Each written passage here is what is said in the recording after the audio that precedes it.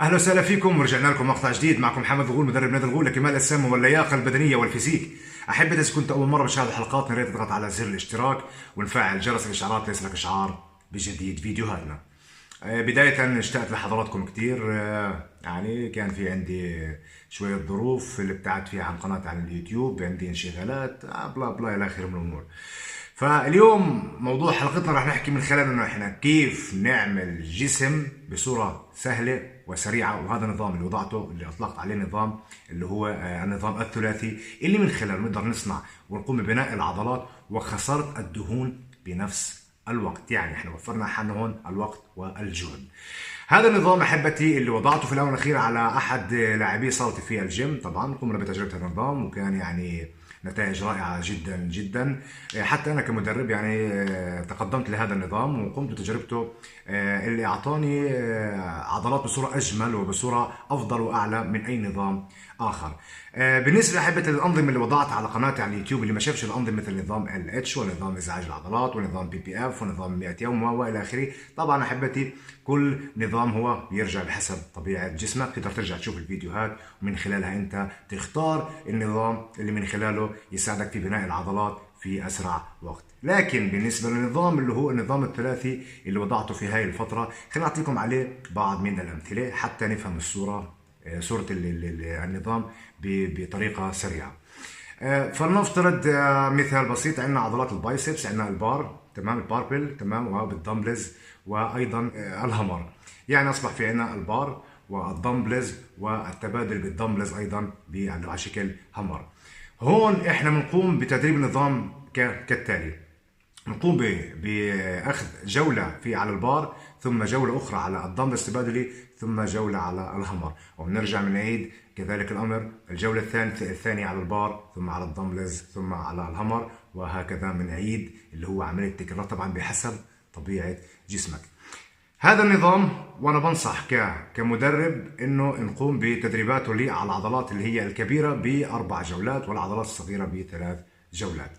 بالنسبه لعمليه التكرارات، ما بقدر احط تكرارات اللي تشمل جميع حضراتكم، لانه كل شخص في عنده دهون او عنده ما في عنده خلينا دهون او نحيف او سمين الى اخره. فهون بدي يرجع إلك انت كشخص تتمرن مثل هاي اللي هي التدريبات على مستوى رياضه كمال الاجسام كانت، او حتى على مستوى رياضه اللي هي الفيزيك.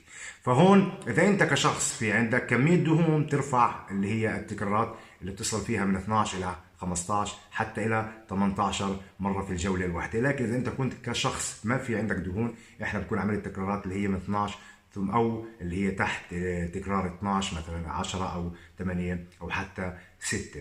فهون بدي ارجع كمان حاجه مهمه بحسب الوزن اللي انت بتحطه في نظامك التدريبي. الوزن اذا كان ثقيل طبعا بتكون عمليه تكرارات اكيد اقل، واذا كان الوزن خفيف بتكون عمليه تكرارات اعلى.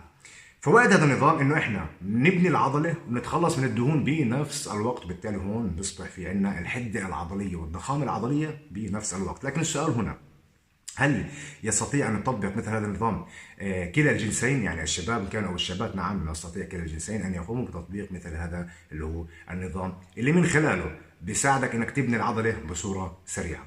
لكننا نعرف حاجة مهمة، أنه قبل ما نتوجه لمثل هذا النظام، هو نظام يعني صدقا متعب مهلك، تمام.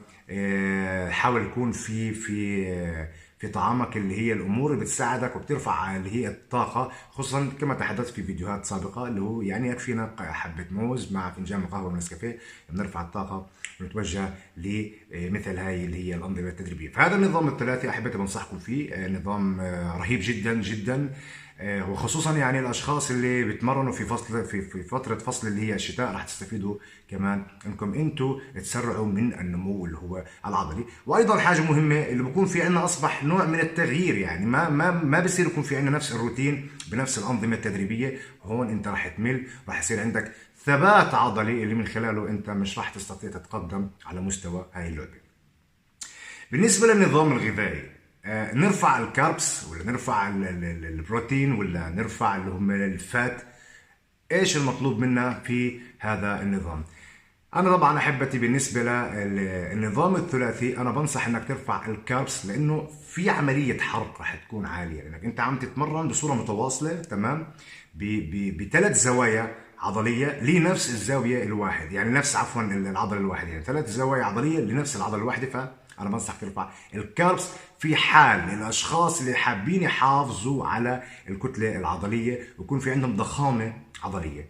لكن بالنسبه للاشخاص اللي بدهم فقط اللي هي الحده العضليه او التقطيع العضلي، هون بنخفض اللي هم الكاربس. فاللي بده يتمرن بهذا النظام الاشخاص اللي حابين فقط انهم يضخموا العضله بصوره سريعه بيرفع اللي هو الكاربس، يعني يكون بس فقط عنده ضخامه عضليه. لكن الاشخاص اللي بدها بس حده عضليه تقطيع عضلي هون بيخفضوا الكاربس، يعني الكربوهيدرات اقصد فيها، وبيرفع اللي هم البروتينات، وبالتالي هون بيستطيع انه يحصل على العضلات بصوره سريعه. هل هذا النظام نستطيع ان نطبقه على جميع العضلات؟ نعم تستطيع ان تطبقه على جميع العضلات. طب يا كابتن السؤال هون، شو هي الايام اللي احنا بنقدر من خلالها نمارس مثل هذا النظام؟ يعني هل يكفي ليوم واحد في الاسبوع او مرتين في الشهر، او تستطيع ان تقوم بممارسه هذا النظام على الاقل كل 3 شهور؟ تختار شهر وتمشي به مثل هذا النظام. هون راح ترفع من اللي هي الكفاءة العضلية ايضا والتحمل العضلي اللي من خلاله راح يعطيك دافع في المستقبل انك ترفع الاوزان بصورة سريعة وبصورة سهلة بدون اي تعب. بدنا نعرف كمان احبتي بالنسبه لمثل هذا النظام، هل اقوم بتدريبات الكارديو قبل ممارسه لمثل هذا النظام؟ هون الاجابه رح تكون لا، ما بدنا نقوم بعمليه الكارديو اللي هي بتكون مباشره قبل اللي هو تدريباتنا، بالاخص في هذا النظام، لانه الكارديو بيتعارض مع هذا النظام اللي هو النظام الثلاثي.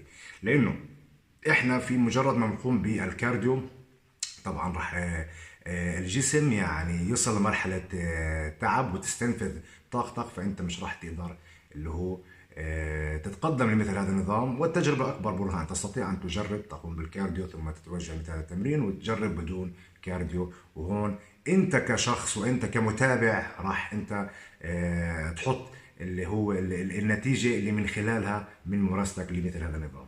فأنا بنصح إنه ما يكون في عندنا كارديو قبل توجهنا لمثل هاي الأنظمة، وبالأخص أحبة اللي هو النظام الثلاثي، نظام صعب جدا. الأشخاص اللي بيستطيعوا إنهم يمارسوا مثل هذا النظام مبتدئين أم متقدمين، يفضل أن يكون أنت متقدم حتى بفترة لا تقل عن 3 شهور لتستطيع الخوض في مثل هذا اللي هو النظام. فهون بدنا نعرف حبة انه هذا النظام احنا بيعطينا فوائد، عم بيعملنا تقطيع للعضلة وبنحصل على ضخامة عضلية بنفس الوقت. يا ريت كمان احنا في مثل هذا النظام بالنسبة لتناول شربنا عفوا لا المياه تكون بعد الانتهاء من هؤلاء التمارين، يعني بمجرد الجولة الأولى نخلص التمارين بصورة متواصلة نقوم بشرب اللي هو الكمية الكافية للمياه حتى هي تمدنا بالأكسجين. المياه يحتوي على كمية عالية من الأكسجين، فبيرفع لنا الأكسجين للعضلات، وبالتالي هون بيرفع كفاءتنا اللي هي العضلية.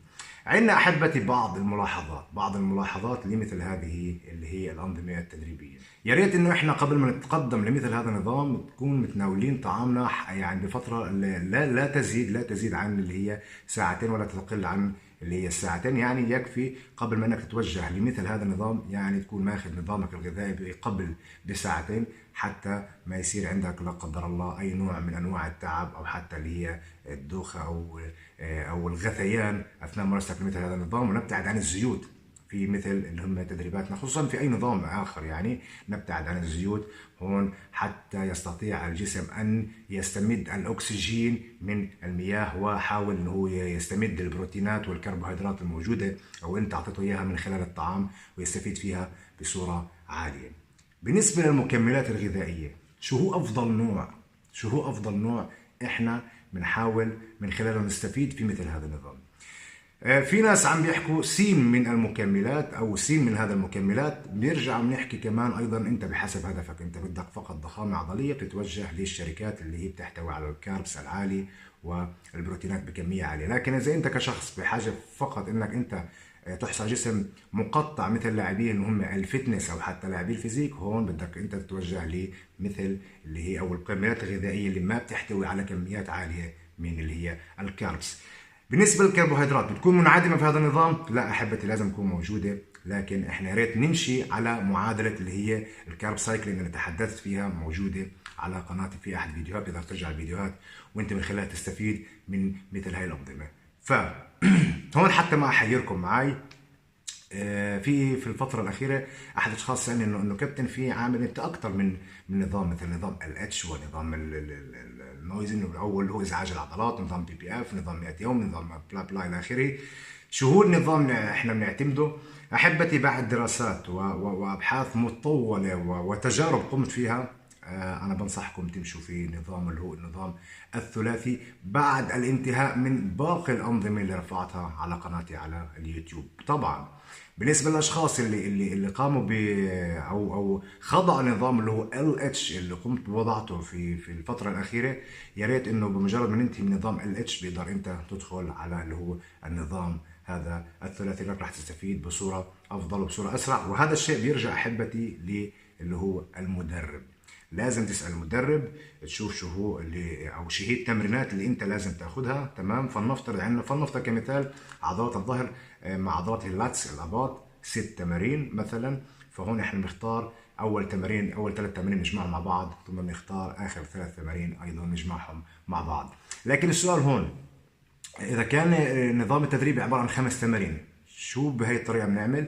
احنا من خلال النظام الثلاثي بنقوم باختيار اول 3 تمارين، بنقوم بادائهم كما تحدثت احبتي في بدايه الفيديو، وما تبقى من اللي هي التمرينات من العضلات السامنه نقوم بادائها بصوره طبيعيه. يعني ما بيلزم احنا نقوم بادائها بصوره اللي هي مثل نظام اللي هو النظام الثلاثي.